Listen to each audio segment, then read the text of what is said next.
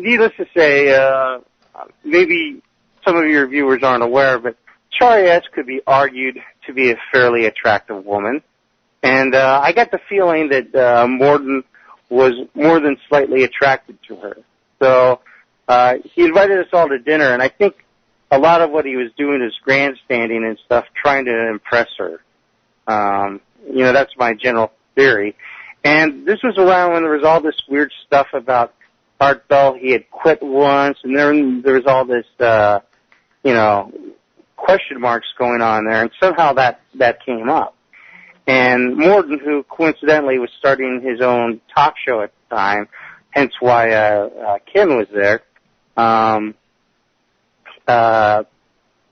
told us what he said was an inside story, that basically he said that Art Bell was a child molester, that's what this is all about, that there's some documents about that.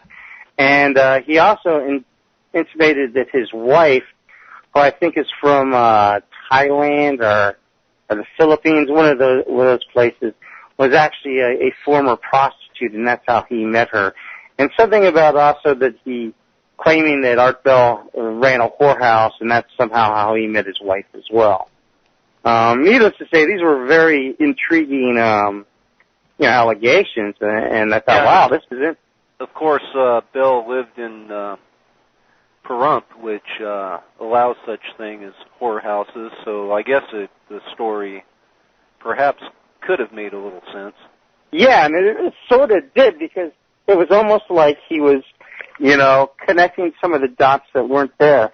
And to be fair, I'm sure you'll find out that some of his stories, you can see how it could have been misinterpreted, but he definitely was laying it on like he had the whole inside story and everything. And so I just simply said, because I'm a writer, I still have a magazine called The Konformist, found at konformist.com, Konformist with a K, cheap, shameless plug there. And I said, do you mind if I report this stuff? I don't, I won't give you necessarily credit if you don't want it, but I do want to report on this story. And he sort of said, he did say yes. I think in some ways he kind of wished he could have said no, but then it would have implied that what he was telling me was a bunch of crap. So it was kind of like, rather than admit he was making stuff up, he kind of said, oh, yeah, sure. So I did a little investigating that night because I was about to, put that whole part of that whole story out, and my gut instinct was telling me that this was not true, that what was being said, though it sounded like the truth, was not. And so I actually sent an email to Art Bell, asking him, hey, have you heard any of these allegations, and do you know anything about this? Well, Art Bell called me up that same day and was very interested in finding out more. And, I told him, if you need me to speak to your lawyers or anything, if you want anything in testimony, what I can do, I will. Later on that week, I found out what actually happened with Art Bell is that the child molestation charges were actually about his son, Art Bell, I believe the fourth, who was molested by an adult. And not a Morton, but somebody had read these things and mistakenly, I would believe, assumed that when they saw the name Art Bell in the child molestation case, that it was Art Bell who had done it. Which is, I can understand the mistake, although how it was then disseminated is pretty terrible, especially, before you make some sort of accusation, maybe double check, what's going on. And, the whole thing about his wife being a prostitute, I don't believe that at all. And I didn't even really care about it, whether he owned a whorehouse or not, since I wouldn't care either way. He denied that. I don't see any reason why he would. He's, got his own meal ticket in talk radio. So, basically, you had a whole bunch of lies and distortions being spread by Morton, who was starting his own, paranormal talk show and was apparently trying to smear a competitor who had done him a lot of favors. And you still there? Okay, I just wanted to make sure I hadn't been cut off. Yeah, so, then I actually spoke to the lawyers. I did not want to reveal my source, and I actually didn't, although they were able to conclude by me referring to the guy as a pathological liar based in the L.A. area who wanted to get into wanted to profit off of Art Bell's misfortune. Somehow they were able to figure out on their own that was probably him. And then someone else confirmed that, yes, it was Sean David Morton who was my source. And after they got that, I agreed to it, to admit to it, So in retrospect, I probably shouldn't have even tried to keep silent over Morton after he, I guess the general rule in journalists is if your source lies to you, you owe him nothing. And so, but I didn't, I'm kind of new to that whole journalistic, ball game. Having said that, Art Bell's lawyers did find it out, and Art Bell found out. And strangely, Art Bell never actually seemed to be too bothered when he found out I was Morton, probably because he knew that Morton was a snake, so he wasn't too shocked.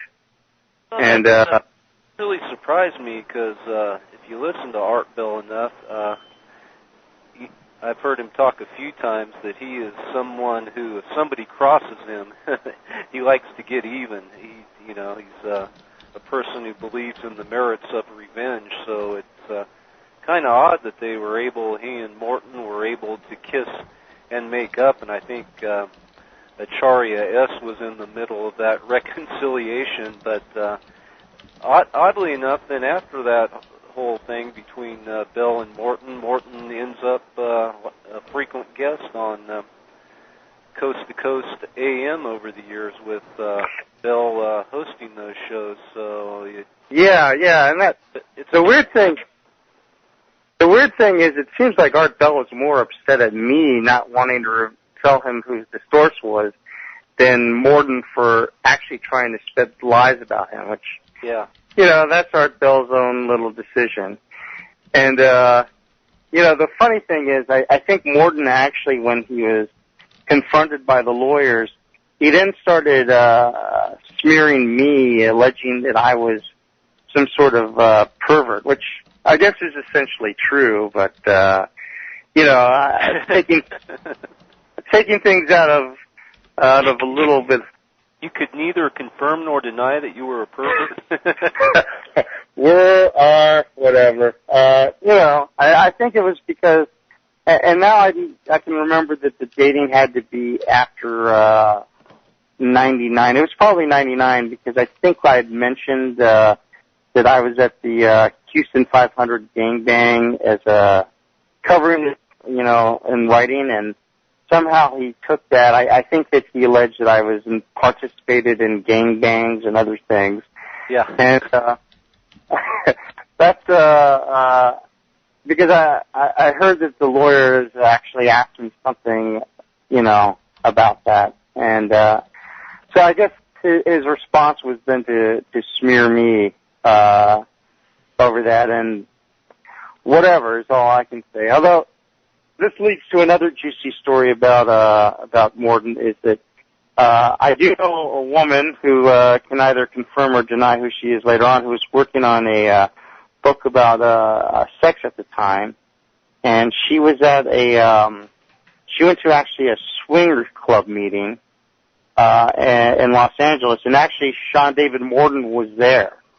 And she actually said that Morton was she did that. I'm not trying to put words in her mouth. She described Morton as being this really repulsive because he was so obviously selfish and just there for his own gratification and screw everyone else. And she actually pointed out that she was writing, so she wasn't going to participate. And he got upset because he wanted to have sex with her. And this actually leads to a really funny quote from Morton where he said to her finally, "If you want to watch, go to Disneyland." So